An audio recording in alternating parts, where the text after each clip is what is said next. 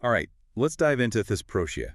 You guys sent in some fascinating stuff on this region in northwestern Greece. Overflowing with myths and history. Yeah, and we're going to be using this excerpt from Thesprotia's Alte Geschichte to guide our deep dive today, Okay. exploring Thesprotia's journey from prehistory all the way to the 20th century. It's amazing how much this single region has seen over the centuries. Right, so many empires, cultures, conflicts. It's really a crossroads of history. It is, Ugh. and we'll be exploring how each of those left their mark. Sounds good. But first, we gotta start with Homer, right?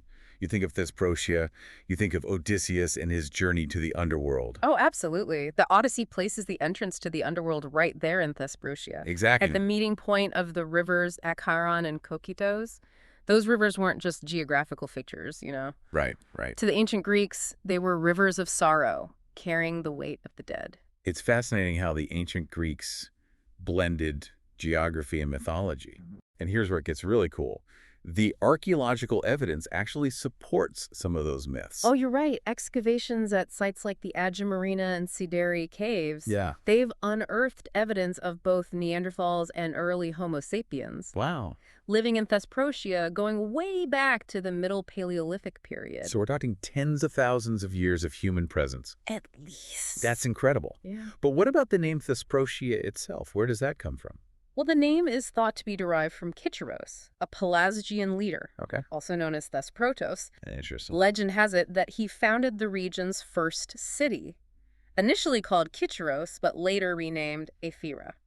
And what happened to Kicheros?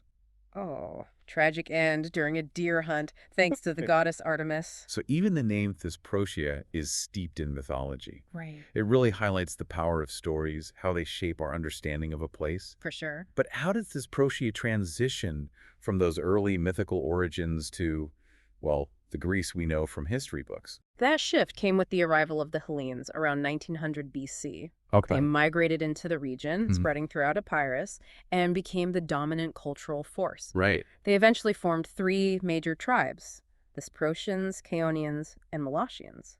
And Thesprotia became a key part of their world. Exactly. And of course, Ephyra, that city founded by the legendary Thesprotos, Yeah, it became the location of the Oracle of the Dead. right. Further connecting the region to the underworld in Greek mythology. It's amazing how these early stories continue to influence the identity of Thesprotia. Totally. So what happened after the arrival of the Greeks? Did Thesprotia flourish?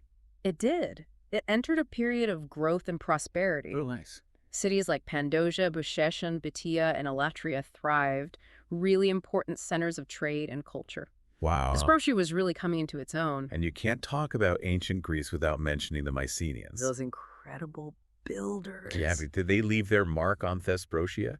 Absolutely. You can still find remnants of their distinctive polygonal walls in Thesprotia today, Wow, so they're still standing. a testament to their architectural skill. It's incredible how those walls have stood the test of time, Yeah. serving as physical reminders of the Mycenaean influence. But did this period of prosperity last? Sadly, no golden age lasts forever. Right. The Thesprotia soon faced pressure from neighboring groups, the Illyrians to the north, Macedonians to the east, Oh, wow. So surrounded. and even the Molossians, their fellow Epirotes, to the northeast. So they were surrounded by potential rivals. How did they navigate those relationships? Thesprotia had to be strategic, forging alliances and adapting to the constantly shifting political landscape. Their survival depended on it. Makes sense. But in 343-342 BC, Philip II of Macedon, Alexander the Great's father, Oh, wow. Yeah. he conquered the region, putting an end to Thesprotia's independence. At least for a while, right? Because even under Macedonian rule, there's evidence that Thesprotia held on to some autonomy. You're thinking of the coins. Yes. Tell us about those. We have evidence that Thesprotia minted its own bronze coins during this period, really? suggesting a degree of self-governance, even under Macedonian control. It really shows how local identities can endure, even in the face of powerful empires. Absolutely. But sadly, I have a feeling things weren't about to get any easier for Thesprotia. Weren't the Romans on the move around this time? They were. After their victory at the Battle of Actium in 31 BC, the Romans began consolidating their power. They sought to establish a new urban center in the region. Okay. They saw the strategic coastal city of Nicopolis as the perfect location. And this is where things took a turn for the worse for Thesprotia, right? Sadly, yes. What happened? The Romans, in their efforts to populate Nicopolis, forced the relocation of many people, including inhabitants of the Thesprotian cities like Cassiope. So essentially, they were depopulating Thesprotia to build up Nicopolis. Essentially, yes. This really impacted Thesprotia, leading to the decline of many of its once thriving urban centers. It's almost tragic, Thesprotia, this region with such a long and vibrant history, reduced to a shadow of its former self. It's a difficult period. But the story doesn't end there, does it? Not at all. The Roman Empire eventually crumbled, paving the way for the Byzantine Empire. Right. And while the Byzantines inherited much from the Romans, they also faced their own set of challenges, particularly in a region as strategically important as Thesprotia. So what did the transition from Roman to Byzantine rule mean for the people of Thesprotia? Did things improve, or was it just a continuation of hardship and instability? Well, Thesprotia once again found itself caught in the crosshairs of history. Oh no, what happened this time? The Byzantine period brought new waves of invasions, this time from the Goths and Saracens, Oh.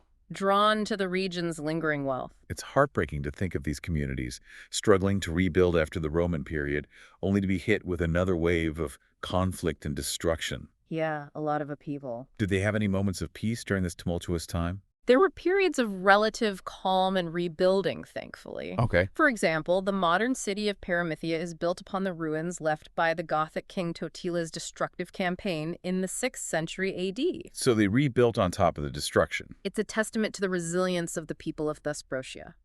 That's amazing. Yeah. A glimmer of hope amidst the chaos.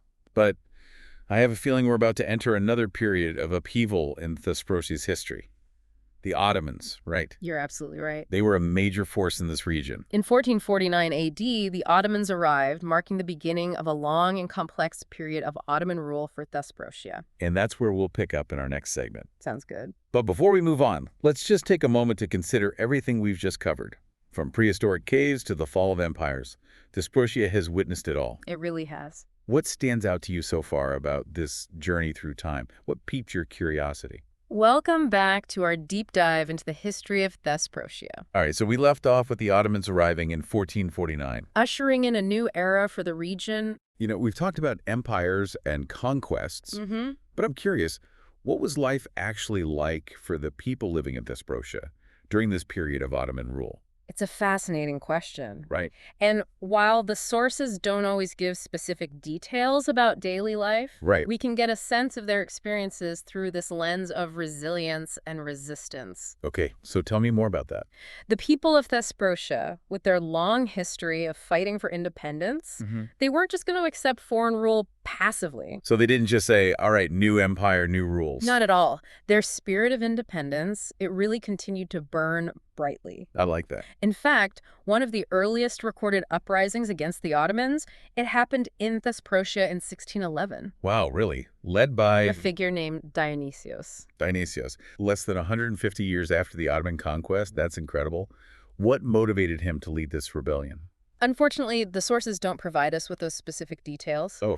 What we do know is that Dionysios' uprising, though ultimately unsuccessful, Right. it serves as a powerful example Yeah. of the Thesprotian people's desire for freedom. They weren't going to just fade into the background. Not at all. And their resistance only gained momentum as time went on. Well, speaking of resistance, we can't talk about Thesprotia without mentioning the Suliots. Oh, absolutely. Their story is legendary. Fierce mountain warriors holding out against the Ottomans for decades. It sounds almost mythical. It's certainly captivating. So who were the Suliots?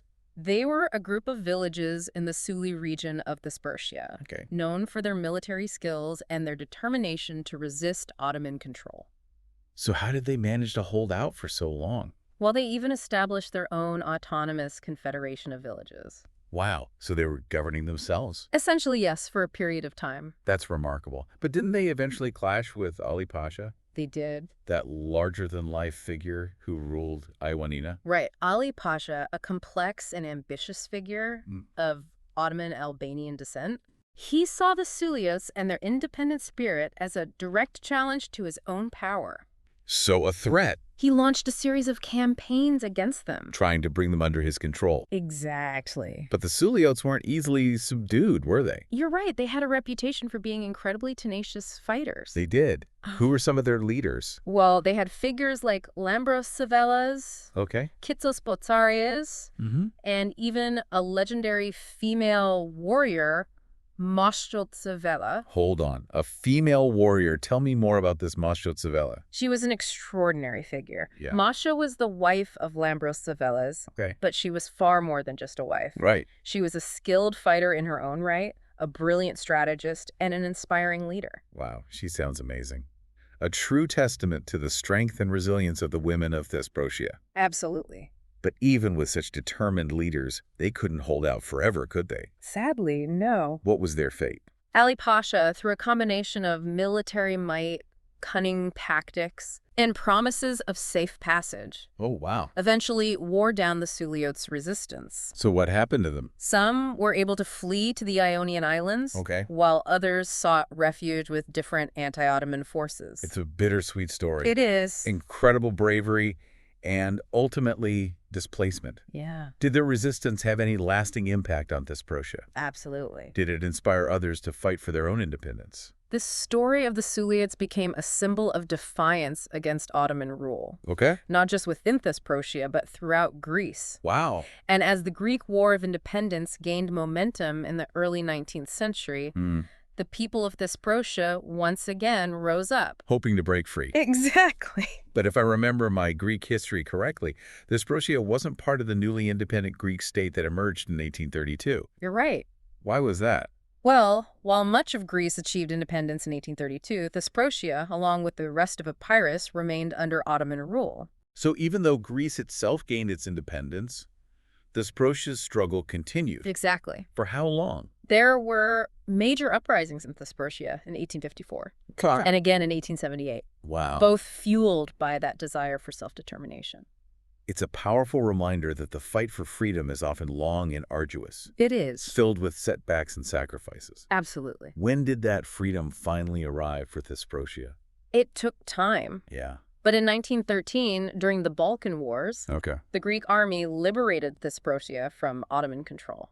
Can you imagine the sense of relief and joy? After all those years of struggle. It must have been incredible. But after so much turmoil and upheaval, what was left of this region? Physically, there was a lot of rebuilding to be done. Right. But the spirit of Thesprotia, its cultural identity, its stories and legends, Yeah.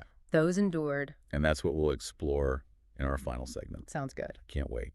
But before we move on, I want to turn to you, the listener. What aspect of Thesprotia's resistance against the Ottomans resonated with you the most? Was it the daring of Dionysios, the tenacity of the Suliotes, or the persistence of those who continued to rise up? What stood out to you in this story of resilience and defiance? Welcome back to our deep dive into Thesprotia. We've journeyed through centuries of myth, conquest, and resistance, and now we're in the 20th century. With Thesprotia finally free from Ottoman rule. But even after all that upheaval, Mm-hmm. Thesprotia's past isn't just buried in history books. Right. It's woven into the landscape. That's one of the most captivating things about Thesprotia. What is? You can walk among the ruins of empires, touch stones that witnessed myths come to life. Okay, I'm intrigued. What kind of archaeological treasures are we talking about? Paint us a picture. Well, let's start with Savota, a charming coastal town Okay. with roots stretching all the way back to the Mycenaean period. Wow, so old.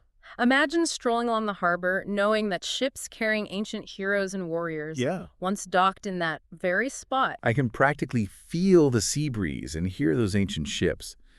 What other sites bring Thesprotia's past to life? Well, how about Titani, Titani, okay. also known as Gumani? Okay. You can explore the ruins of an ancient fortress there, Oh, cool. complete with those massive polygonal walls we talked about earlier. Oh, wow, the Mycenaean ones. Exactly. It's incredible how these physical remnants can transport us back in time. Right. It gives us a glimpse into the lives of those who came before us. And if you're interested in Byzantine history, you can't miss the Church of Agios Georgios and the Monastery of Geromerio near Philiates. Okay. These structures have witnessed centuries of change, Wow. enduring through empires and serving as testaments to the enduring faith of those who built them. Okay, those are definitely going on my must-visit list. But what about the Suliotes? Are there any sites that specifically commemorate their resistance against the Ottomans? Absolutely. The Suli National Monument, Okay. it stands as a tribute to their bravery and struggle for freedom. Imagine standing on that rugged terrain, feeling the same wind that whipped through the hair of those fearless warriors. Wow, I can only imagine. It sounds like Thesprotia offers a journey through time, It really a does. chance to immerse yourself in history. But Thesprotia isn't just about stones and ruins. Right. It's about the stories those remnants tell, The myths, the battles. the resilience of its people. These are the threads that weave together the tapestry of this region. So here we are at the end of our deep dive into Thesprotia. A region steeped in myth and history, We've covered a lot of ground, from ancient myths and legendary heroes to the rise and fall of empires. and the unwavering spirit of a people determined to be free. Absolutely. It's been a journey through time, a testament to the enduring power of the human spirit. Couldn't have said it better myself. And that's what we love about these deep dives. What's that? They're not just about uncovering information, they're about sparking curiosity, inspiring further exploration. I like that. So if you could step back in time and witness one event in Thesprotian history, what would it be? The founding of Ephyra by the legendary Kycheros, the fierce resistance of the Suliots, or perhaps the joyous moment of liberation in 1913. Let us know what moment in Thesprotia's past captured your imagination and keep the conversation going.